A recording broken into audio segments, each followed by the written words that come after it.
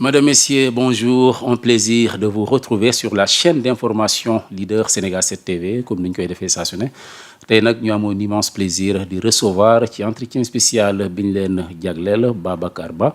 Babacar Ba nag nekk njiital ONG le Forum du Justiciable moom nag lañ fas yéene àndal tey ci waxtaan bi comme ni ñu koy defee fas yéene nag jukki li gën a fës ci actualité nationale bi rawatina nag actualité politique bi mais laataa nag ñuy dugg dans les détails Babacar dama lay nuyuwaat bàyyi la nga nuyoo ak internet Sénégal 7. Birima maa ngi lay nuyu. di nuyu waa Sénégal 7 ñëpp. ñi ma fi fekk di commencer nuyoo bi di ko teg ci borom kër gi. Pape Ngagne. Merci. di ko féliciter di ko encourager. ci liggéey bi am solo bi nga xam ni moo ngi koy def ci scène médiatique bi surtout émission bi nga xam ni moo ngi koy animer fële ca TFM muy Faram Facce. l'émission phare. voilà li tax ma koy féliciter moom Pape Ngagne. dafa nekk ni pendant des années nga yor benn émission. di ko animer pendant des années te émission bi saa boo tegee jéego rek saa boo defee day mel ni boobu moo ëpp niveau. di nga gis nit dina yor émission di ko animer. Exact. mais lu muy gën di dem. aura bi di gën di wàcc. Tout à fait. mais dañuy gis ak Pape Ngagne Faram Facce wax dëgg yàlla. li muy gën di yàgg muy gën di am aura loolu aussi je pense que xarañte la ak expertise. donc ñoo ngi koy féliciter. di ko ñaanal yàlla suñu borom. yàlla suñu borom gën ko dëgëral. waaw léeg-léeg nag nga def émission après voilà ñi xaw la loolu. mais en tout cas référence la. Ouais. référence la ñu koy ñaanal donc du nuyu également. ñi nga xam ne ñoom lañu fekk ci biir kër gi muy waa Sénégal 7. te ma koy wax souvent Birima Sénégal 7 saa boo ñëwee. di nga gis que ni ñoo ngi teg ay jéego. Tout à fait. tey da ngay dem ci réseaux sociaux yi foo dem. Ouais. donc marqué ngeen seen empreinte. xeex ngeen ba fu mu nekk nii. espace médiatique bi kenn mënatu ci génnee. Merci. Sénégal 7. waaw di leen ñaanal yàlla. parce que on sait que aujourd'hui les conditions sont très difficiles. Difficile, ouais. surtout que Et très précaire. ak aide à la presse bi nga xam ni. li ci xew yëpp gis nañ ko. Ouais. man mënuma concevoir ay médias yu mel ni Sénégal 7. ñoo xam ni tey mënuloo dugg ci réseaux sociaux yi défiler te gisuloo Sénégal 7. Exact. donc ñu am équipe présent ci réseaux sociaux yi. présent fépp. Ouais. tey ngay def aide à la presse médias yu mel ni. nga exclure voilà leen. nga exclure leen. donc loolu je pense que lu ñuy. C'est méttiwul la inconcevable. voilà mais bon yàlla leen yàlla gën a dëgëral. Amin, gën leen jàppale. En tout cas, merci beaucoup pour le témoignage, Babacar. Alors, on entre dans le vif du sujet. Entrer donc dans le vif du sujet, moi, wax ci li nga xamantene mom la ñëpp di waxtané ici au niveau national comme à l'international, moi la candidature de l'ancien président de la République Macky Sall au poste de secrétaire général des Nations Unies. def na ñaari audition il y a quelques jours. Mais laata ñu ñëw ci audition bi, la candidature de Macky Sall en tant que tel. Regard nga ci am. mais candidature bi. candidature Macky Sall au poste de secrétaire général des Nations Unies. Birima dama jàpp que ni képp kuy sénégalais. candidature boobu fierté la war a doon ci yow. candidature boobu tey dafa war a stimuler le patriotisme de chaque citoyen sénégalais man mooy li ma gëm. et puis candidature bu normal la président Macky Sall. boo xoolee jaar-jaaram fi mu commencé. ba fi mu jeexalee muy président de la République du Sénégal. Ouais. mais su paree mandat fii ci Sénégal yàlla may ko kàttan. yàlla may ko xarañte bi ak force bi. pourtant mënoon na toog ne damay dem retraite mais xëy na moom expertise am ak xam-xamam. bëgg na ko partager ak nit ñi. bëgg na jàppale monde bi sax laay wax. Ouais. parce que ku jiite tey Nations Unies daanaka voilà monde bi yëpp dañu lay déglu. alors bu décidé ne man damay bëgg a doon candidat ci poste secrétaire général des Nations Unies. mais loolu c'est tout à fait légitime et c'est tout à fait naturel. Alors dogguma la Babacar mais képp kuy sénégalais da nga ko war a rafetlu jàppale ko ñu gis ne actuellement ñi ngànk réew mi le président de la République en tant que tel Bassirou Diomaye Faye le premier ministre déggaguñ leen ci ñu àddu ci positivement ou négativement seen silence noo ko mën a comprendre. waaw mais man tey seen silence boobu. ku nekk mën na ci am interprétation. Ouais. parce que ba léegi dégguñu le président de la République son excellence Bassirou Diomaye Diakhar Faye ne man dama contre la candidature du président. Ouais. Le président de la République waxu ko. le premier ministre Ousmane Sonko tamit kenn déggu ko mu taxaw ne je suis contre la candidature. alors bon loolu tey li ñu ci mën a jàngat mooy est-ce que ñoom de manière implicite nekk ñuy di soutenir la candidature de Macky Sall sans le dire. parce que même boo liiree communiqué bi nga xam ni le représentant diplomatique yi ñu defoon fan yee ci affaire wu mooy bi Union africaine ne dañuy soutenir et tout ça. Ouais. Mais communiqué bi si tu sais lire entre les lignes li mu la wax mooy ñun procédure bi nga xam ni tey déclenché nañ ko pour soutenir la candidature du président Macky Sall au poste de secrétaire général des Nations Unies. Sénégal n'a pas été mêlé ni de loin ni de près à ce processus. Donc ñoom dañ ni processus bi yéeguñu tinuñu. Ouais. Mais waxuñu fenn foo xam ni dañ ni ñun on est contre à cela. Mais pourtant, Babacar, le concerné, en tout cas, Macky Sall a envoyé un courrier à son successeur, Ouais. le président Bassirou Diomaye Faye. xam nga- Donc, à quoi bon Ouais. ñu jot courrier bi nu mel noppi kenn déggu leen Ouais, ñu soutenir xam nga- publiquement. xam Est-ce nga que la- tout ça c'est pertinent aussi? Non, c'est langage diplomatique dafa am. xam nga parfois man xëy na su ma taxawee. ma ne je suis contre la candidature du président Macky Sall ñu wax ko de manière explicite de manière ouverte. xëy na mun na am ay incidents peut-être voilà dinañu Sénégal kat ainsi de suite jàppalewul Macky Sall. wala bu ñu taxawee ne ñun on soutient la candidature du président. mun na am au niveau de leur base ñuy jàpp que ni ñii kat ak li ñu wax Macky Sall yëpp waruñu woon waxee nii. donc c'est des stratégies yoo xam ne kenn ku nekk mun na ko dawal. On sous-entend ci ni nga waxee des calculs politiques aussi. loolu lépp mën na ne parce que les politiciens moom. Birima dañu xarañ ci lépp. mais li am solo mooy. man dégguma le président de la République mu taxaw ne damay contre la candidature déggoo également le premier ministre Ousmane Sonko mu wax ko. donc aujourd'hui li ñu mën a retenir mooy. Ouais. ñoom en tout cas dóoruñu faywuñ. c'est-à-dire c'est comme si daal seen position c'est pas tellement clair. léegi maintenant. Est-ce que lu gën la ci espace politique bi cette Non. posture de ni oui ni non. non c'est pas bon man li ma gëmoon mooy. soit président génn. Ouais. ne man ñun on soutient la candidature mu leer. wala boog on est contre la candidature mu leer su boobaa les gens ils peuvent trancher. lan nga jàpp dañu war a soutenir wala dañu war a. non man non li ma gëm mooy. tey cette candidature là mais l'état du Sénégal da ko waroon soutenir. état du Sénégal lan lay perdre tey mu jàppale doomu réewam tey Macky Sall à la tête des Nations Unies. mais loolu day gën a loolu état du Sénégal moo ci gagné parce que tey foo tuddee Macky Sall mais Sénégal di nga ko ci toftal. et puis monde bi ñëpp ñooy laaj dinañ xam ni que tey kiy jiite les Nations Unies c'est un Sénégalais. dina gën a yokk visibilité sénégalais te ensuite mun na am ay retombées te loolu dama ko gëm. Macky Sall xam naa ni ku bëgg réewam la. Macky Sall ku bëgg Sénégal la man loolu laa gëm. mais tey Macky Sall jiite les Nations Unies mais ce qui est sûr et certain lépp loo xam ne tey état du Sénégal war na ci mën a bénéficier wu mais su boobaa état Macky Sall dina ci liggéey dina ko def. donc loolu pour man ndamu Sénégal la ndamu Afrique la. te kenn ku nekk tey da nga war a liggéey. ci à ce que naka la ñuy def tey ba Macky Sall nekk secrétaire général des Nations Unies. man je préfère Macky Sall nekk ko que beneen nationalité nekk ko. man loolu laa gëm. Macky Sall nekk secrétaire général des Nations Unies que keneen nekk ko. mooy li ma gëm. donc jàpp naa que ni candidat te boo xoolee aussi tey daanaka les Sénégalais dans leur écrasante majorité.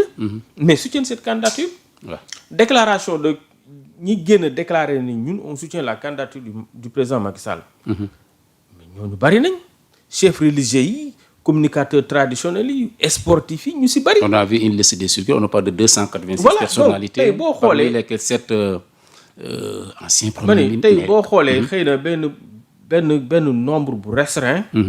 daanaka ñoo taxaw di contre la candidature du président te boo xoolee argument yi ñu lay jox Birima xam nga ko lan lañ lay wax Macky Sall est responsable de ce qui s'est passé. oui gis nañ le poste de Seydi Gassama mu ngi sax critiquer les 286 personnalités yi nga xamante ne. waaw bon xam nga nag bon. dañu soutenir. waaw peut-être Seydi le doyen Seydi loolu mooy posture am xëy na loolu la gëm. man dama ko koy nangul mais nañu nangul également ñeneen ñi nga xam ni ñoom dañu gëm ni que. tant que tey amul juridiction bu taxaw ne président de la République Macky Sall. tu es responsable. Ouais. de ce qui s'est passé entre 2021 et 2024 mais kooku mënuloo ko toppee dara. bu dee nag dañu nekk ci état de droit. Ouais. man je suis juriste de formation. dama gëm état de droit. man état de droit Birima mënuma ñëw taxaw ne la Birima yow tu es responsable de ça et que aw ma benn soubassement juridique aw ma benn décision de justice bu lay indiquer tey xam nga kan moo am sañ-sañ ne diw mooy responsable. ñu mun a prononcer ay sanctions juge rek moo ko mën c'est le magistrat. moo mun a wax loolu la justice. mais ba moment bi ñuy wax nii amul benn mise en accusation bu ñu déclenché contre Macky Sall. amul benn à part bi Guy Marius Sagna porté te mënul mujjul prospérer aboutirul c'est-à-dire que amul benn élément bu ñu mën a teg ci table bi ne président Macky Sall tey yow yaay responsable de ce qui s'est passé moo tax tey ñiy génn ñëpp di ko accuser di wax. mais loolu on est en train de fouler aux pieds les principes fondamentaux d'un état de droit. Birima état de droit bokk ku jàng. ku intelligent. ku respecter état de droit. amoo sañ-sañ taxaw di index diw ne ko yaay responsable de ce qui s'est passé ci événement yi fi xewoon. te amuloo lenn lu ci loo mën a sukkandiku. mais tey ñuy wax Macky Sall ñoo moom mooy responsable de ce qui s'est passé. de la mort des 86 personnes. mais ñooñu tey bu ñu leen yóbbu woon devant les tribunaux wala ñu porte leen plainte wala ñu leen fan ngeen teg seen déclaration bi. pourquoi nga ni diw mooy responsable ban élément ngay fournir. mais léegi tey bu fekkente ni moment bi ñuy toog di def émission bi amul benn poursuite bu ñu déclenché. mais pourquoi tey man ma bëgg a jàpp que ni Macky Sall mooy responsable. pourquoi aw ma benn élément bu ma ko mun a wax. léegi kooku tey Macky Sall moment bi ñuy wax nii. il jouit de tous ses droits civils et politiques. il est neutre il est blanc comme du neige. amul lenn lu ñu teg ci ndodam. léegi kooku bu jógee taxaw ne dama bëgg poste secrétaire général des Nations Unies. mais lan mooy may empêcher man ma indil ko sama soutien ma jàppale ko. très bien alors en parlant de justice amuñu benn élément juridique bu ñu war a mën a teg sur la table pour il est responsable de la mort des 86 personnes. gis nañ ne def na audition devant les ambassadeurs des 193 États membres. bokk na ci li ñu gën a jàpp ci discours bi bien avant aussi am na lu ko précédé l'audition devant les responsables de la société civile. mu jàpp ne bu ñu bëggee yëf yi leer. dañu war a dem dans le sens de l'abrogation de la loi d'amnistie bi nga xamante ne moom moo ko fi voté woon est-ce que da nga koy rejoindre ci idée boobu nga xamante ne teg na ko sur la table. non yëf yi sax mën na leer de. te duñu abroger la loi d'amnistie. mais comment. xam nga foofu aussi bon il faut que nit ñi ñu def très attention. même bu ñu abrogé wul la loi d'amnistie. mbir mi mën na leer parce que dafa am ay crimes yoo xam ni. c'est consacré par les conventions internationales. lu ci mel ni ay torture. c'est un crime international. les traitements inhumains et dégradants. yooyu ay crimes la yoo xam ni c'est les conventions internationales ñoom ñoo ko régir. te conventions yi ñoo nekk au-dessus des lois nationales. moo tax bi ñu attaqué cette loi-là. wala boog bi ñu jëlee loi interprétative bi. yóbbu ko au niveau du conseil constitutionnel. ñu tuddee ko la loi Amadou Ba. voilà conseil constitutionnel li mu wax dafa leer. dafa ni am na yenn infraction yoo xam ni c'est-à-dire loi d'amnistie mënu ko couvrir. comme les crimes de sang. les traitements inhumains et dégradants. genre crime contre l'humanité yooyu. amul benn convention amul benn loi boo xam ni mën na ko couvrir parce que dañu jàpp que ni loolu bu ñu ko bàyyee rek impunité la. donc même bu ñu dindiwul cette loi d'amnistie. yenn crimes yooyu noonu conseil constitutionnel rappelé ko. muy torture traitement inhumain et dégradant. yooyu les crimes de sang. yooyu amnistie mën ko couvrir te conseil constitutionnel leeral na ko. mais pour maintenant le dossier ne bouge pas. waaw foofu laa jëm maintenant. bu ñu sukkandiku ci prétexte nañu abrogé même bu ñu abrogé wul. yoon santaane na. infraction yooyu noonu nga xam ni les conventions internationales ñoo ko protéger ñoo ko définir te convention yi moo nekk ci kaw suñu législation yooyu mën nañ ko leeral maintenant nag li tax leeraluñ ko c'est la grande question lan moo tax justice bi bougéwul pour que infraction yooyu nga xam ni amnistie bi mënu ko couvrir lan moo tax bougéwul maintenant nag bu ñu jàppee que ni léegi foog ñu dindi amnistie bi pour que mbir yi gën a leer mais kon nañ ko dindi. parce que en tout cas le président Macky Sall je suis contre l'impunité. je suis contre l'impunité. li ma gëm mooy infraction fu mu amee. dañu war a poursuivre sanctionner. rawatina nag ñu lay wax plus de 80 morts. ay nit ñu daanu ñàkk ci seen bakkan. loolu mënul nul. loolu dañ ko war a. loolu président Macky Sall jéem na ko justifier parce que actuellement ñi ngam ko nguur gi ñu jàpp ne il est responsable donc. de la mort moo tax man la des 86 personnes. moom tamit il a retourné la balle. jàpp ne ils ont accédé au pouvoir par le biais de la violence. actuellement ni boo xoolee dañuy accusation contre accusation. alors la solution xaaral ñii dañ naan Macky Sall. mooy fautif. Macky Sall ak Kaam ne ñii ñooy fautif parce que ñii dañ bëggoon taal réew mi. il a donné beaucoup d'exemples quand même. accusation contre accusation. waaw léegi loolu bu ñu tollee ci phase boobu. kan moo ñu war a àtte kan moo leen war a àtte c'est la justice. donc justice tey bu jàppee que ni moom rek moo war a àtte te ñoom bu ñu jàppee que ni pour ñu àtte. dëgg-dëgg. foog ñu dindi loi d'amnistie bi te man gëm naa ni mën nañu àtte sans ñu dindi loi d'amnistie bi. mais kon il faut abroger cette loi d'amnistie. pour que ñu mën a leeral mbir mi donc da ngay rejoindre l'ancien président ci abrogation bi. parce que xam nga lan moo doy waar. gis nga lii tant que leeraluñ ko. débat bu ko c'est-à-dire débat bi du fi mës a jugee. du jeex. non du xoolal les régimes vont se succéder. ku ñëw di nga ni li xewoon mois de mars. parce que mais xoolal kiiwu Hissène Habré. c'était comme ça. tout à fait. dem nañ ba ñaata at.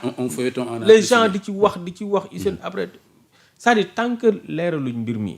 tant que apporté wuñ ci ay éclaircissement ñu atte ko juger ko. xam ñan ñooy responsable yi. fii ba l'extinction du soleil ça va revenir. alors ci occasion bi président Macky Sall doon waxee ñu dem dans le sens de l'abrogation de la loi d'amnistie alors il faisait face à des responsables de la société civile ñu gis ne am nga ci intervention boo ci def. alors comment en est-on arrivé est-ce que dañ la convier wala yaa jël sa initiation. xam nga bon ñun aussi ça c'est l'occasion de le rappeler. le forum du justiciable. ñun on travaille bien on travaille avec le système onusien. ñun on a beaucoup de programmes wala beaucoup d'activités yoo xam ni ONUDC daf ñu siy convier. ñun on est souvent à Vienne donc mécanisme d'examen bi dañuy dem les assemblées générales des Nations Unies dañuy dem. donc on est dans le système onusien. voilà donc on est reconnu quoi c'est-à-dire que. ONUDC lu jug seen activité yu bari yoo xam ne ñoo ngi koy def ñun on est conviés. alors bon xëy na aussi comme ñun on est des acteurs de la société civile. donc te ki doon def entretien bi c'est un Sénégalais donc xëy na soxla woon nañ une organisation de la société civile sénégalaise. Et ils vous ont contacté. Voilà, donc après, nous contactez-nous et puis on a participé par vidéoconférence. Nous wax suñu xalaat wax suñu question. Un plaidoyer pour la société civile. waaw nar a doon taxawaayam. waaw parce que ñun suñu intervention dañ ko axé sax sur tey le président Macky Sall bis bu jëlee secrétaire général des Nations Unies. lan moo doon politique am par rapport les organisations de la société civile. parce que les organisations de la société civile ñoom dañu nekk ay partenaires essentiels. ak ONU. c'est-à-dire les institutions onusiennes. s'appuient sur la société civile pour mën a def seen liggéey. donc la société civile tey moom mooy benn genre croix de transmission. entre les populations ak les instances onusiennes. en matière de plaidoyer pour la promotion de l'état de droit lépp lu jëm sur le traite des enfants la mendicité lépp loo xam ne dafa laale ak la promotion de la paix de la bonne gouvernance boo xoolee l'ONU day appuyer lu bari day liggéey ak lu bari ak les organisations de la société civile ñoom ñooy dem sur le terrain pour mën a def liggéey bi alors ma koy laaj nag moom bu ñëwee maintenant lan mooy doon taxawaayam par rapport ak organisation de la société civile yi nga xam ni réew moo dem am nañ fa te ONU daan liggéey ak moom alors loolu aussi bon loolu lañ ko interpellé et puis mu apporté ci réponse boo xam ni réponse bu ñu satisfaire rassuré na leen bu ñu rassuré parce que nee na bu ñëwee day continuer liggéey bi et puis dina xool sax naka la ñuy gën a def ba la société civile surtout la société civile africaine mën a impliqué wu baax ak dans le système onusien pour que permettre ko ñoom également ñu mën a def correctement seen liggéey. Merci beaucoup. Alors très bien audition publique bi 3 heures de temps la durée devant les ambassadeurs des 193 pays comme ni ma ko waxee. bëri na ay critiques ñenn ñi aussi di féliciter donc ci format bi ak ni nga xamante ne noonu la ko le candidat africain Macky Sall mëne ñi jàpp ne succès la ñeneen ñi jàpp ne fiasco la Alors très rapidement ban lecture nga am. ci non nu gérer donc pour man ça a été une grande satisfaction. Honnêtement xam nga parfois nit ki boo koy juger wala ngay def appréciation ci moom da nga koy def nga xool nit ki par rapport ak jaar-jaaram par rapport ak xam-xamam. On a vu un Macky Sall qui était très relax. On a vu un Macky Sall qui avait une bonne maîtrise de ces sujets.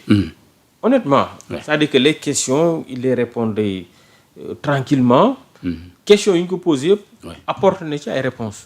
Donc, on a vu un président de la République, en fait, on a vu un président, un ancien président, Macky Sall, et candidat au poste de secrétaire général des Nations Unies, qui a réussi son oral entre nous. Parce que il était vraiment relaxant, il était bien à l'aise sur les questions, et puis on a fait aussi xam-xam. Voilà, bon. Macky Sall nag ak lépp loo ko mënti waxal munoo ni amul xam-xam donc parce que gis nga am na yenn station yoo xam ne boo fa jaaree. xam-xam bi da nga koy am par force parce que expérience lay mujjee doon. waay expérience la. il a d'ailleurs rappelé ci propos liminaire am quoi. mais xam-xam loolu la rek. c'est-à-dire c'est la somme des expériences. tey nga fi ngay jaar fenn benn station tu étais premier ministre mais la nga fay am ci expérience. boole bi nga nekkee maire la nga fay am ci expérience. bi nga nekkee président de l'Assemblée nationale. la nga fay am ci expérience.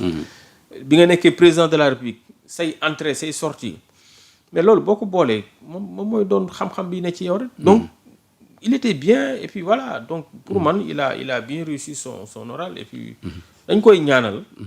le président Macky Sall dañ koy ñaanal incha allah. mu nekk le prochain secrétaire général. na gëm nga ne mën na ko gagner devant des gros calibres comme la candidate de Costa Rica, xam nga nag l'ancienne présidente du Chili. man compétence yi Macky Sall am laa gëm moom laa gis à l'œuvre et puis keroog li mu def ci grand oral bi man ça m'a convaincu. J'ai vu un Macky Sall qui était convaincant. te gëm naa ni incha allah Macky Sall sera le prochain secrétaire général des Nations Unies. alors ban regard nga am ci incident bi fa am devant le siège des Nations Unies. entre pro et anti-Macky. incident la boo xam mënoon a ñaax honnêtement man incident boobu entre pro Macky pro Pastef pour man mënoon a ñaax parce que rafetul. ci image yu Sénégal c'était pas joli les images qu'on a vues surtout que tey ki doon wuti. doomu réew mi la. voilà loolu moom. incident la boo xam ni voilà dañ koy dénoncer di ko regretter quoi. Alors on passe à autre chose. En parlant de Macky, on pense également à ses anciens collaborateurs qui sont ici au Sénégal, notamment Farba Ngom ku ci mel ne également Pape Malick Ndour moom tamit nekkoon ancien ministre. Farba il est toujours député. Alors ñoom ñaar ñëpp ñu war leen àtte devant la Cour suprême. Je pense que c'est mardi prochain le 28 avril. kenn ku ci ne ak sa dossier. mbirum Farba nag mu ngi bëgg a yàgg c'est des dossiers différents. Alors sa appréciation par rapport à ces deux dossiers-là qui concernent quand même des responsables de l'ancien parti, de l'ancien régime. Déjà sur le dossier de Farba. Farba Ngom man dama jàpp que ni actuellement. li ko bàyyi ci prison bi c'est parce que dafa am benn base politique bu solide te dañuy waaj a dem ci ay élections moo tax bëgguñu ko bàyyi man loolu mooy li ma gëm. mooy langage bi ñenn jiite ni dañ ko gëm quoi. non dama gëm ni que léegi dossier bi dafa jël ay relents politique parce que Farba Ngom. bi ñu koy jàpp ci 125 milliards yi. nekkul woon ni moom rek lañ jàpp am na ñeneen ñu ci boole loon jàpp leen. tey pratiquement ci dossier boobu dafa mel ni Farba Ngom donc moo ci des ñëpp am nañ liberté provisoire mais ci dossier boobu. nan nga mën a bàyyee Tahirou Sarr. may ko liberté provisoire téye ci Farba Ngom. et pourtant bi ñu demee audition.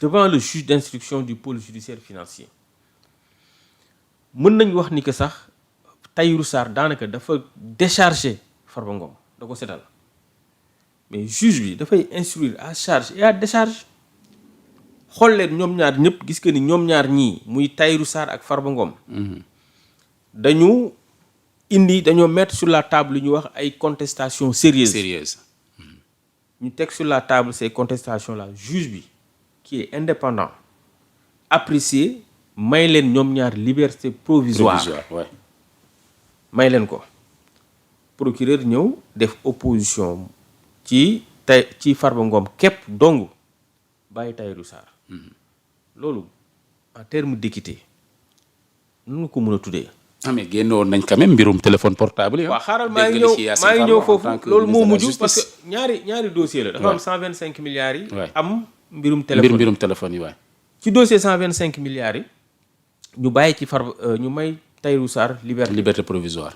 maintenir Farba Ngom ci biir kaso bi. waay ses avocats saisir la chambre d'accusation. chambre d'accusation bi ne d'accord li juge d'instruction bi wax dama koy dëggal. Farba Ngom indi na ay contestations sérieuses Farba Ngom nañ ko bàyyi defal ko liberté provisoire. procureur bañ def pourvoi léegi pourvoi boobu moom la ñu war a àtte le mardi prochain. mardi 28 avril ouais. Et foofu dama bëggoon interpeller la Cour suprême xamal leen que ni nañu comme nañ ko doon defee rek. nañu wax droit bi nañu àtte comme nañ koy defee. dama am si ñoom nag yaakaar. man duma koy ŋàññi justice. Et je sais que c'est des magistrats intègres, c'est des magistrats dignes, c'est des magistrats qualifiés. ñoo nekk au niveau de la Cour suprême. Donc dossier Farba Ngom bii nañu prononcer le droit. te jàpp nga ne bu ñu prononcer le droit. dina ci génn mais bu ñu prononcer le droit parce que. le juge d'instruction dëggal ni kii war nañ ko mën a jox liberté provisoire. procureur def appel. nga saisir ñu saisir chambre d'accusation. chambre d'accusation confirmé. li juge d'instruction bi wax. mais ñaari juges yooyu mënuñu juum nga jógee defaat pourvoi. man jàpp naa que ne tey Farba Ngom ma waxati ko. munoo ko topp ci benn dossier. ña ngi leen toppandool ñëpp nga baleen. continuer maintenir Farba Ngom. dans les liens de la détention. sànq da nga tudd la question de la base politique nga jàpp ne loolu moo ko fa bàyyi mais Babacar xalaat nga benn yoon ni Pastef Ousmane Sonko ak dayoo bi mu am ci réew mi ñu ngi bàyyi xel Farba Ngom boo war a mën a tax ñu téye ko foofu. waaw xam nga ndax. ak li jotee xel. ndax ragal waaw bon élection yi fi jàll. bon y a la présidentielle après y a les élections anticipées en tout cas législatives ak score bi Pastef am. non du ma xuus sax ci débat politique boobu quoi mais. impression bi ma am mooy que ni Farba Ngom c'est des calculs politiques. moo ko bàyyi ci biir kaso bi. man impression boobu laa ci am te sama yeneen naataango. am nañ impression boobu. gis-gis boobu. parce que tey boo xoolee. et c'est le même cas avec. le ministre Moustapha Diop. mais le ministre Moustapha Diop moom du mooy maire Louga. mais ba léegi mu ngi ci kaso bi. son dossier n'a pas avancé. donc c'est comme si tey ñi nga xam ni. nee nañ sax prochainement dina am. benn tey maa ngi koy lire ci kii. voilà benn confrontation bu am. dafa mel ni tey entre moom ak Tabaski Ngom. dafa mel ni tey ñi nga xam ni c'est les maires. et que ñu am benn aura. benn représentativité. ci seeni localité mais dafa ñooñu ba léegi ñoo ngi ci biir kaso bi seen dossier avancé wul. et pour fàtte que ni bientôt on va vers les élections territoriales. donc ak ni justice bi di doxee. mënuñu ñu bañ a pousser. ñu am cette réflexion. le ministre Moustapha Diop ba léegi dossier am ça n'avance pas. yaa ngi wax dossier Pape Malick Ndour. foofu laa bëggoon est-ce que même impression nga am par rapport ak dossier Pape Malick Ndour. mais xam nga dossier Pape Malick Ndour fi ma dugal dossier Farba Ngom rek laa koy dugal. parce que teguñu lenn lu leer ci suñu loxo loo xam ni mën nañ wax que ni lii kat mën nañ ci téye nit. ñaata yoon nga dégg le premier ministre Ousmane Sonko waay muy décrier. procédure bu reddition tournure bu reddition des comptes. reddition am ñaata yoon lay taxaw ne bi reddition des comptes bi amee ba léegi amul benn renvoi. bu ñu def devant la chambre de jugement. amul mais ñaata ça fait 2 ans combien de dossiers on a mis sur la table. ba léegi amagul benn koo xam ne renvoyé nañ ko devant la chambre pour que ñu mun ko àtte. ñu mun ko juger. waaw léegi loolu ana efficacité bi parce que tout simplement am na procédure yu bari yoo xam ni. man jàpp naa que ni liggéey bi ñu ci waroon def defuñu ko. gis nga boo jëlee dossier bi ci cadre reddition des comptes. yi nga surtout nag mu nekk rapport boo xam ni CENTIF moo ko produire. xam nga CENTIF dans sa démarche moom ces procédures ne sont pas contradictoires. bari nañu koy ŋàññee loolu. waaw non parce que noonu lañ ko tëggee. parce que en réalité CENTIF du corps de contrôle. CENTIF c'est un service financier administratif. c'est un service de renseignement financier administratif liggéeyam mooy ñu defal ko benn signalement mu enquête am ay éléments dem jébal procureur. soxlawul def rapport am jébal ko procureur. soxlawul mu lay déglu CENTIF na lañ ko tegee.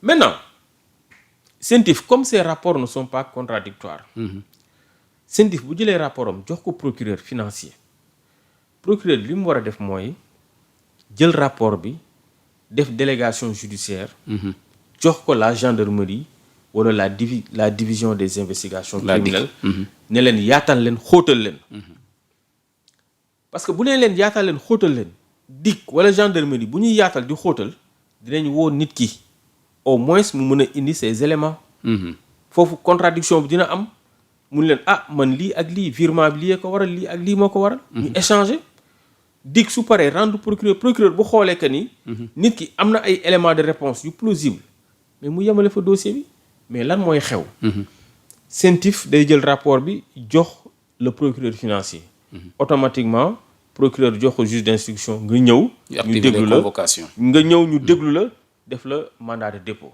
léegi nag bu ñu la defee mandat de dépôt ba nga dugg ci kaso bi ñu continuer seen enquête léegi moment bi ñuy continuer seen enquête yow yaa ngi des ci biir kaso bi mais loolu ça pose problème loolu moo waral parfois nit di nekk mandat de dépôt def 17 mois te kenn di ko auditionné c'est le cas de Daha Diallo koo xam ni moom lañ njëkk a arrêté sax ci réduction des comptes mais ba léegi kooku def na 17 mois auditionné wuñ ko barki démb yaa ngi dégg kaaw Maodo Malick Mbaye 9 mois xawma ñaata mois auditionné wuñ ko kenn dégluwu ko léegi lu parce que tout simplement bu ñu jotee rapport bi rek déglu nañ la mandat de dépôt léegi bu ñu doon def li ma la wax bu CENTIF indee rapport am jox la parquet financier parquet financier avant muy woo nit ki jox ko DIC woo ma Samba ñu waxtaan xool mais bu ñu xóotalee éléments yi waa DIC dinañ am ay éléments de réponse bu dossier bi delluwaatee ci procureur dina fekk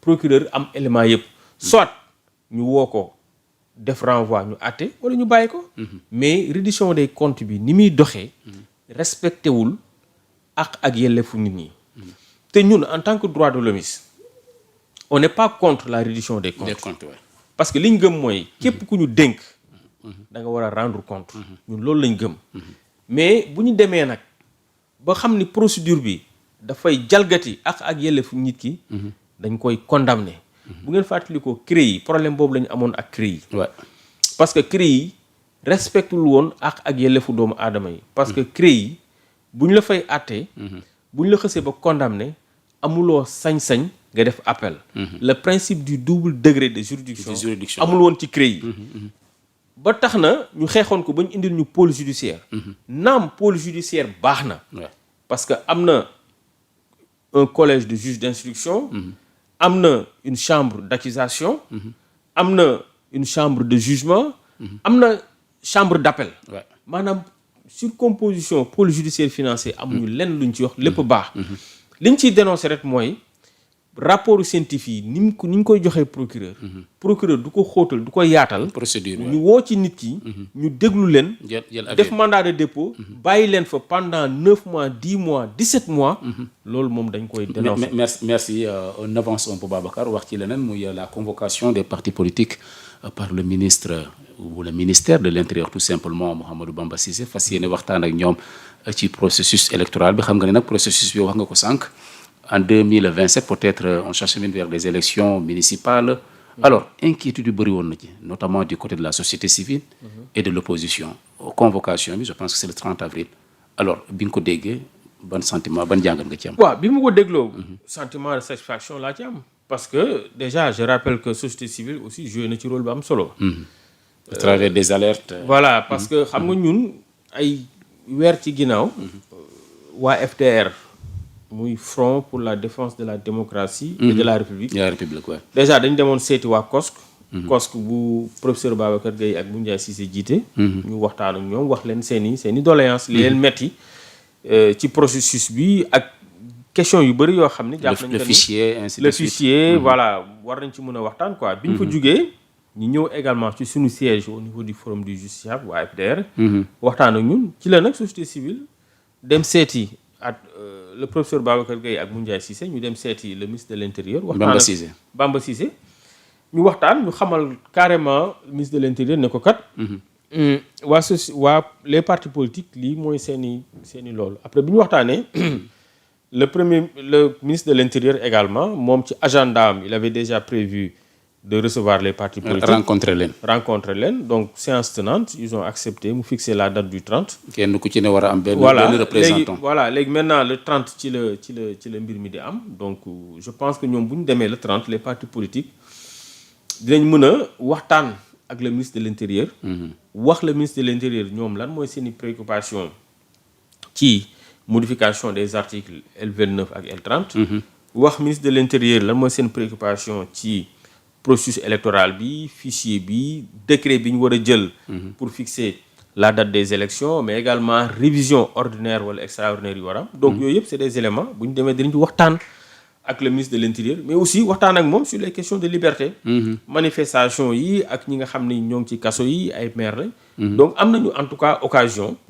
le 30 pour waxtaan ak le ministre de l'Intérieur excusez-moi sur des questions d'intérêt national. Alors en tant que responsable de la société civile nekk observateur est-ce que la personne bugguma sax personnalisée de Mouhamadou Bamba Cissé vous rassure parce que bi ñu ko nommé ministre de l'Intérieur bëri woon na quand même ñu ko doon ŋàññi jàpp ne dañ ko fa teg justement pour mu mën a servir les intérêts de Pastef ban Mouhamadou Bamba Cissé ngeen rencontré comme jotoon ngeen fa dem. Est-ce qu'il est rassurant? Bon déjà man le ministre de l'Intérieur Maître Bamba Cissé man jàpp naa que ni c'est un homme rigoureux c'est un homme intègre le ministre de l'Intérieur Maître Bamba Cissé dama ko xam avant muy doon ministre de l'Intérieur. C'est un ministre qui est très flexible te li may wax nag lu ma gëm la parce que yàlla def na sax ba léegi dew ma bureau ba léegi tooguma ak moom dew ma bureau mais rigueur laa gis ci moom honnêteté laa gis ci moom courage laa gis ci moom et puis un ministre qui est très flexible parce que bi fi Moundiaye Cissé ak professeur Babacar Gueye demee waxtaan bi c'était vraiment relaxant et puis cordial donc man jàpp naa que ni bon jusque là le ministre de l'Intérieur fait correctement son travail. Donc les suspicions ne tiennent pas. Les suspicions xam nga nag acteur politique moom ak ministre de l'Intérieur musuñu juboo. Un acteur politique ak le ministre de l'Intérieur c'est comme ça. Et ils le disent parce que il a été avocat également de l'actuel premier ministre, donc chef du parti Pastef. mais man jàpp naa que ni peut-être link boobu ñuy def entre lui et mais xam nga bon le premier ministre aussi moom nañu juger Maître Bamba Cissé bu ñu ko jugé en tant que avocat wu. ci proximité am en tant que avocat wu Ousmane Sonko bu ñu ko jugé. bu ñu jugee Maître Bamba Cissé en tant que quelqu'un qui est très proche du premier ministre Ousmane Sonko mais nañ ko jugé Maître Bamba Cissé en tant que ministre de l'Intérieur est-ce que Maître Bamba Cissé moo ngi respecter procédures yi est-ce que Maître Bamba Cissé moo ngi prôner benn dialogue bu inclusif sur les questions liées au processus électoral. Est-ce que pour man tey bu ñuy àtte Maître Bamba Cissé dañ koy xool en tant que ministre de l'Intérieur est-ce que li mu warloo ak la société civile moo ngi koy def est-ce que li mu warloo ak les partis politiques est-ce que Maître Bamba Cissé moo ngi koy def est-ce que tey li nga xam ne warloo na ko pour défendre les libertés individuelles est-ce que Maître Bamba Cissé moo ngi koy def pour man foofu lañ koy àtte te jàpp naa que ni Maître Bamba Cissé en tout cas ba fi may wax ak yow nii wanuma lenn loo xam te war naa mun a ŋàññi doxalinam. donte nag je te rappelle bon voilà amuñu benn loolu musuma dem bureau amoo leen benn contact quoi. Alors très bien juñu nga ko sànq mooy li ñuy xaar mu tàbbi ci Assemblée nationale mooy la modification du code électoral donc en son article L29 L30 coow li bëri na déjà on a vu une certaine presse bu titré ne c'est pour baliser la voie Ousmane Sonko ku ne xam na ne am na contentieux ak yoon ci dossier yoo xamante ne yoon. xam naa tey nag dinaa surprendre ñu bari. mais sur la modification de ces deux articles là. déjà Birima man dama yàgg a plaider à ce que nañu supprimer les articles L29 ak L30 ci suñu code électoral. Ah bon? Si. Pour quelle raison? amul tax man dama jàpp que ni tey buñ nee diw warul bokk ci élection. loolu juge képp dong moo am sañ-sañ pour wax ko la déchéance électorale juge rek moo ko war a mun a prononcer mais waruñu bàyyi ay autorités administratives di ko prononcer tey bu fekkente ni juge bi dafa jàpp que ni Babacar Ba mii wala ma Samba def na benn infraction boo xam ni tooñ na askan bi tooñ na société bi non seulement dama koy tëj 2 ans wala 1 an de prison ferme. waaye man juge jàpp naa que ni kii waratul bokk ci benn élection pendant 3 ans wala pendant 5 ans. ci sunu code pénal dafa am lu ñuy wax. les peines complémentaires. juge bi bu prononcer la peine principale am na possibilité ne maa ngi prononcer ay les peines complémentaires. pour wax que ni yow diw fii ak 3 ans. dootoo bokk ci élection. loolu pour man réew mu normal ci état de droit noonu lay doxee. mooy argument bi parce que. mooy argument bi est-ce que da nga leen rejoindre ci argument boobu. waaw non loolu laa gëm loolu la war a demee c'est-à-dire. tant que ñoo ngi bàyyi code électoral bi. muy fixé kan mooy bokk ak kan moo dul bokk. day poser problème. xoolal les parce que loolu xam na lay wundu. régime bu ñëw di nga xool ban candidat ngay jéem a gàllankoor ak les articles L29 ak L30 wala nga xool nag noo koy modifier pour que tel parti tel candidat bokk donc ça veut dire que régime bu ñëw di nga laalaat les articles L29 ak L30. mais Karim kii Khalifa Sall. lan moo taxoon mu bokk ci élection présidentielle yi passé parce que dañu demoon dialogue. bi ñu demee dialogue Khalifa Sall mooy bi mu naan. man daal naa bokk rek. parce que dañu dem dialogue. bi ñu demee dialogue ñu introduire ci code électoral bi. benn disposition bu leen di permettre ñoom ñu bokk donc ça veut dire que ni selon les humeurs. du président bi fi nekk. wala boog du régime bi fi nekk. mooy xool kan lay dugal ak kan la dul génne. moo tax ma ni. nañu supprimer définitivement. les articles L29 ak L30 ci suñu code électoral. bàyyi justice donc bu ñu la condamné ba pare. bu juge bi jàppee kani. yow waratoo bokk mun la diw waratoo bokk mu jeex. te man li ma gëm sax mooy. Ousmane Sonko. dañ ko war a bàyyi mu bokk ci élection yi. ah bon xaaral rek ma wax la. même bu yoon waxee ne war a bokk xaar ma wax la rek. gis nga xam nga tax man dama jàpp que ni Ousmane Sonko dañ ko war a bàyyi mu bokk. muy Ousmane Sonko di ma Samba di ma Demba gis nga élection. dafa war a nekk une élection qui est inclusive. maanaam ñu bàyyi nit ñi ñu bokk ci ay élection ak koo mënti doon maintenant nag. bu dee da nga def ay infraction yoo xam ne waaw mais boobu mais su boobaa moom laa la wax su boobaa. juge bi moom moo laan diw yow waratoo bokk mais tant que ñoo ngi bàyyi les autorités administratives tëju. rëdd seen code rëdd seen code électoral. décider ne article bii nii lañ koy modifier mais kon koo bëgg a gàllankoor birima li may wax ni lu am solo la. koo bëgg a gàllankoor. da nga koy gàllankoor. mais léegi boo nangoo tey loolu ne yéen amatu leen sañ-sañ ngeen ni yéenay décider kan mooy bokk ak kan moo dul bokk nga jox ko juge bi un juge qui est indépendant. jàng am xam-xam. dinañu régler wu question wu kii mooy bokk wala kii moo dul bokk. man li ma gëm mooy nañu dindi article yooyu.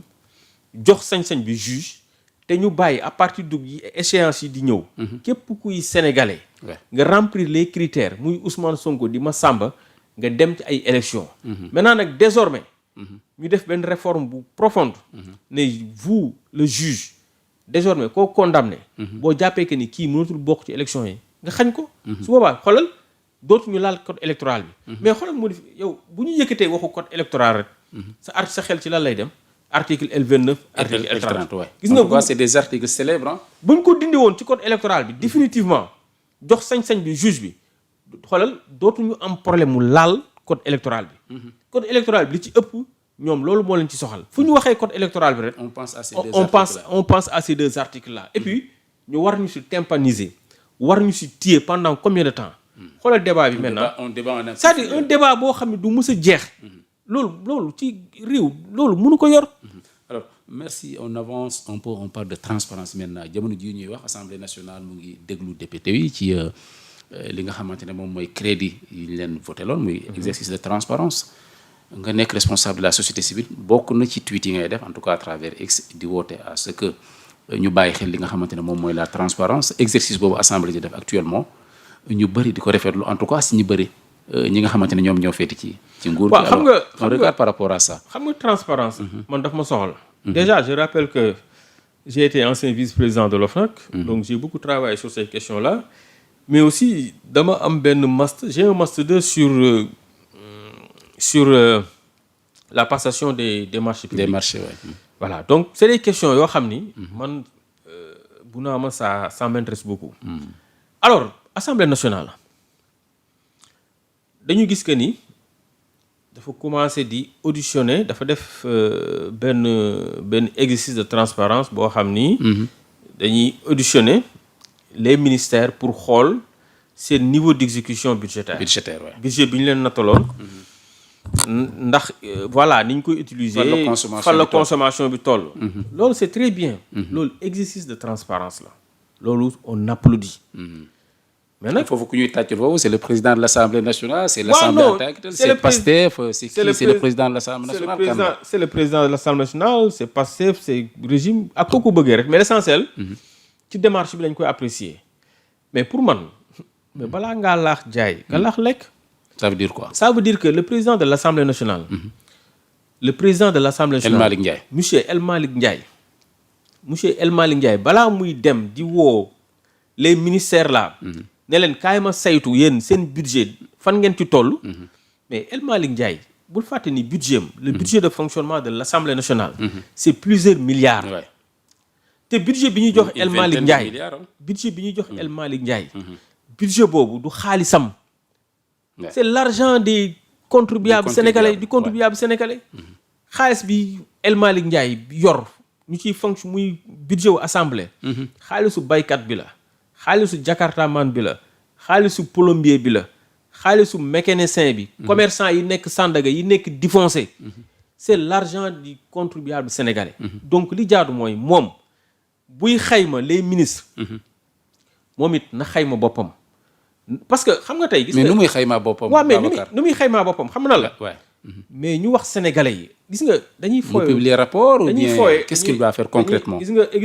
reddition des comptes xam la moo tax mu am solo ngay informer askan bi naan leen li ngeen ma dénkoon lii laa ci def lii ak lii laa ci def fii laa ci tool xam la moo tax mu am solo dafay permettre yow journaliste bi nga am ay éléments pour apprécier qualitativement est-ce que xaalis bi nga jox El Malick Ndiaye xaalis bi nga nattal Assemblée nationale est-ce que Assemblée nationale ni mu koy gérer baax na dafay permettre la société civile permettre le citoyen lambda mu xam est-ce que les deniers publics niñ koy gérer est-ce que jaar na yoon loolu moo tax exercice boobu am solo mais malheureusement dañuy gis que ni voilà tey lu mel ni Assemblée nationale mais attends Assemblée nationale budget dafa am solo ñun dañuy soxla xam budget bi ñu ko natal fan la ko dugal lan ak lan la ci def loolu mooy exercice de transparence loolu mooy reddition des comptes est-ce que exercice de transparence boobu nga wax mën nañ jàpp ne moom la Ousmane Sonko def démb ci post bi mu def à travers Facebook di wax ci li nga xam ne moom mooy le bloc gazier de Yaakaar Teranga waaw gis nga loolu joxe ay détails waaw non loolu am na solo mais jàpp naa que ne am na lu gën a am solo loolu ah bon si parce que retiré nañ le bloc gazier Yaakaar Teranga léegi jox ko Petrosen ñun ñu garder ko loolu am na solo mais pour man am na lu ko ëpp solo mooy lan Birima mooy lan xam nga la moo ko ëpp solo mooy xaalis bi nga xam ni moo ngi jugee ci pétrole bi xaalis bi nga xam ni moo ngi jugee ci gaz bi xaalis boobu ñuy wax sénégalais yi fan la xaalis bi di jaar c'est-à-dire la transparence par rapport ak gestion wu des revenus issus des exploitations des hydrocarbures moo ëpp solo fuuf parce que tey boo récupérer bloc yëpp Yaakaar Teranga GTA lépp nga récupérer ko et que amul transparence par rapport ak xaalis bi nga xam ni moom moo ciy tukkee mais ça pose problème pourquoi ñu am inquiétude yooyu parce que récemment da nga gis ITIE def benn rapport ITIE bi mu defee rapport am avec Thiali je pense que muy góorgóorlu waaw Thiali moom dañ koy applaudir Thiali sama xarit la sama waay la voilà ñoo ngi koy encourager alors lu tax ma ni le président Ousmane Sonko li mu def tey bu ñu récupérer bloc pétrolier yëpp ak gazier yëpp et que xaalis buy jugee ci exploitation bi amul traçabilité citoyen bi xamul fan la xaalis bi di dugg amul gestion bu transparente mook nee na yam amul sens li tax ma lay wax loolu mooy ITIE dafa def rapport bi ñu defee rapport mu ni en 2024 xaalis bi nga xam ni État du Sénégal daf ko am ci exploitation pétrole bi projet Sangomar xaalis ba fa tukkee État du Sénégal waroon ko moom xaalis boobu ITIE nee na kenn mënu ko retracer mu nekk lu doy waar. ñu exploité teenu Sangomar. ñu pare ñu ni kat état du Sénégal war na ci am tant de millions wala tant de milliards. xaalis boobu ITIE nee na kenn mënu ko retracer xamuñu fan la xaalis bi dugg. boo demee dans les formulaires de déclaration de Woodside. muy l'opérateur. doo fa gis xaalis bi. nga dem dans les formulaires de déclaration de Petrosen. doo ko fa gis. nga dem dans les formulaires de déclaration de la direction générale de la comptabilité publique et du trésor. Birima doo fa gis xaalis bi. est-ce que jéem ngeen leen xaaral et même dans les rapports d'exécution budgétaire xaalis boobu doo ko fa gis et puis li gën a doy waar mooy. la produit a été commercialisé parce que. boo jëlee le rapport trimestre. bu 2025 moo ngi naan la versé nañ 35 milliards. état du Sénégal. donc ça veut dire que ni commercialisé ko mais fan la xaalis bi dugg. mënuñu ko retracer. yaa ngi benn gis nañ la yaa ngi interpellé à plusieurs reprises le président de la République ban retour nga ci am. mais au niveau du forum des justiciables je pense que war ngeen dépasser ça le niveau des tweets. xam nga peut-être jéem a démarrer adresser leen un courrier pour jéem a xam également. gis nga pétrole bi. c'est du sérieux quoi.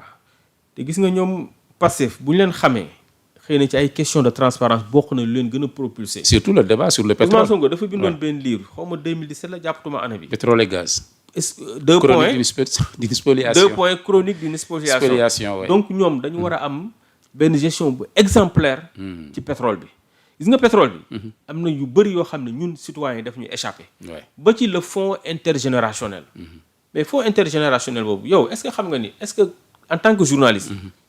yow wóorul la sax ndaka ni 10% yi ñoo ngi koy versé. wala versé wuñ ko. xam nga fonds bi dañ ni. dafa am 10% bu ñu defee loolu paa yi dañ ci jël 10%. pour dencal ko les générations futures. mais yow est-ce que xam nga amul benn Sénégalais bu la mun a wax avec certitude 10% yooyu ñoo ngi koy gérer ñoo ngi koy versé wala versé wuñ ko. loolu problème la loolu opacité la. également fonds boobu ñenn ñoo koy gérer est-ce que tey dañu créer benn société. bu dee dañu créer société pour gérer fonds boobu société boobu est-ce que c'est une société nationale. société boobu ñan ñooy les administrateurs yu nekk ci biir société bi. di ko gérer xamuñu. donc yooyu yëpp pour man opacité la. et puis même fonds boobu su ma juumul mais am na rapport boo xam ni war nañ ko jébal le président pour wax ko ni président. chaque année fonds bi lii ak lii lañ ci def. rapport boobu est-ce que jébal nañ ko président. bu ñu ko jébalee président da ko war a partager. donc yooyu yëpp c'est des problèmes ba pare li gën a doy waar sax mooy. man bi ma liiree le rapport de l'ITIE bu ñuy xamal que ni les parts de l'État du Sénégal gisuñu ko mais li gën a doy waar mooy loolu dañuy violer la loi de 2022-9 du 19 avril 2022 bi nga xam ni moom mooy wax naka la ñuy répartir xaalis bi jógee ci exploitation hydrocarbures parce que boo demee ci article 5 moo ngi naan la xaalis bi jógee ci pétrole bi balaa ñu si def dara avant toute répartition dañ koy dugal ci budget bi donc bu ñu ko dugalee ci budget bi su boobaa dina am traçabilité donc ça veut dire que ni xaalis bu ñu gisul duggul ci budget bi donc yooyu pour man Birima ça pose problème. alors bu ñu la déggee nga xam naa lu ñu dese ci temps bariwul Babacar on va aller beaucoup plus vite day mel ni opacité fi mu nekk en tout cas bon fi ñu ko war a jooyee jamono jii nii bëri na lool parce que gis nañ ni ki démb rek def nga un tweet en tout cas une publication sur X di wax également ci li nga xamante ne moom mooy les terres ou tout simplement les biens récupérés au niveau de la SOGEPA. alors foofu également dafa mel ni yaa ngi fay réclamer un rapport à mettre donc sur la place publique pour nit ñi mën a comprendre ce qui se passe exactement. gis nga sur les questions de transparence sur les questions de transparence loolu moom amuñu ci sago xam nga li tax pourquoi on a interpellé la SOGEPA. SOGEPA mooy société bi nga xam ni mooy gérer lépp luy bien immobilier lépp luy gérer lépp luy bien immobilier de l'État le patrimoine immobilier de l'État SOGEPA moo koy gérer et SOGEPA dañu État du Sénégal dafa lancé woon benn opération de récupération des biens de l'État yow loolu dégg nga ko bi ñu ñëwee ñu ni dañuy récupérer yenn biens yi nga xam ni État moo ko moom ay biens immobiliers yoo xam ni dañ ko cédé woon ci conditions yoo xam ni peut-être c'était des conditions discutables dañ ko cédé woon à des prix yoo xam ni dañ ko sous-évalué alors ñun ñu jot ay information Birima bi ñu jotee information ñu ne ñu am na ay villas yoo xam ni 53 villas yoo xam ni dañ ko tabaxoon ci période OCI et puis c'est des villas de catégorie ministérielle. Entre 800 mètres carrés et 1200 mètres carrés. Carré, ouais. te ñu ni villa yooyu dañ ko cédé benn SCI Ding-Ding. SCI Ding-Ding je pense que Tahirou Sarr moo ko moom. bi ñu jotee information yooyu mais pour vérifier parce que ñun duñ jot information rek ñu balancer ko. pour vérifier ñu bind la SOGEPA ne ko ñun de dañu soufflé ne bi ñuy dans le cadre de la récupération des biens de l'État. dafa am ay villas yoo xam ne c'est 53 villas nekk gannaaw ARTP te villas yooyu dafa mel ni dañ ko cédé la SCI Ding-Ding. bi nga xam ne Tahirou nee nañ moo ko moom. donc wóoruñu moo tax pour vérifier au niveau de la SOGEPA balaa ñu si wax dara. mais ba léegi amuñu si réponse te ma jàpp que ni bu dee loolu information yi c'est avéré. état SOGEPA daf ñu war a defal un bilan parce que booy def récupération des biens immobiliers. da nga koy def de manière objective li ngay teg Birima moom ngay teg Babacar mais doo xool kii sama waay la kii arrangé na ma kii am naa ak ay moom ay lien xaar ma jël ñii bàyyi ñii moo tax ñu demander à la SOGEPA que na produire un rapport détaillé wax ñu biens yi yan biens la ñu récupéré yan la ñu récupéré wul ak biens yi bi ñu leen récupéré lan ak lan lañ ci def la base française là xam nga français yi dem nañ mais suuf soosu lan lañ ci def parce que le patrimoine bâti de l'État SOGEPA moomu ko Ousmane Sonko moomu ko Massamba moomu ko c'est des biens communs c'est l'État du Sénégal c'est les citoyens donc ñun dafa jaadu ñu xamal ñu effectivement lan lañ ci def et foofu également dañ bëgg a interpeller le premier ministre SOGEPA dañ ko bind SOGEPA n'a pas répondu te foofu Elimane Pouye en tant que tel non moom lañ ko SOGEPA le directeur général parce que xam nga lu tax ñuy wax loolu ñun quand on reçoit des informations au lieu d'aller sur la place publique wax parce que bëgguñu wax lu ñu leerul mais li jaadu mooy ñu bind directeur bi mais bu ñu la bindee mais tontuñu et foofu aussi la loi sur l'accès à l'information loi la boo xam ni elle n'est pas pertinente c'est une loi qui est limitée c'est une loi qui n'est pas effective man ak samay morom malgré que ñu xaaral rek man ak samay morom bi ñu voté loi boobu l'accès à l'information dañ ko applaudir mais y a pas mal d'ONG yoo xam ni ñoo ngi bind di demander ay information kenn tontuwu leen est-ce que coow li nekkul ci ñi nga xamante ne également ñoom ñoo nekk di diriger ces structures là waaw mais c'est pas normal léegi nag foofu comme le premier ministre Ousmane Sonko ak le président de la République ñoom ci transparence la ñuy dox parce que foofu ma préciser lenn gis nga monsieur le premier ministre Ousmane Sonko ñun dañu nekk ay ndaw ñu am xam-xam as tuut ci mbirum bonne gouvernance ak ci mbirum transparence loolu dañ ko bëgg a partager ak yéen jàppale leen ci liggéey bi nga xam ne yéen a ngi koy def parce que yéen a voté des lois protection des lanceurs d'alerte l'accès à l'information pour que fu ñu gisee loo xam ni jaarul yoon loo xam ne c'est une mauvaise gestion ñu mën leen ko àggee ngeen jël ci ay mesures donc ñun bu ñu bindee wala ñu génn wax c'est dans le sens de bien faire ñun loolu lañ leen mën a jàppale mooy gis ay mbir yoo xam ni moo ngi am te yéen mun ngeen ko bañ a yëg mbir mun na am le premier ministre Ousmane Sonko mun na ko bañ a yëg le président de la République mun na ko bañ a yëg parce que Ousmane Sonko mënul nekk fépp Diomaye Faye mënuñu nekk fépp mais comme ñun on est des ONG qui sont intéressés par les questions de bonne gouvernance et de transparence monsieur le premier ministre en toute objectivité lañ leen di interpeller donc ñoo ngi nga xam ko nag ñoo ngi def ay demandes d'information ci yenn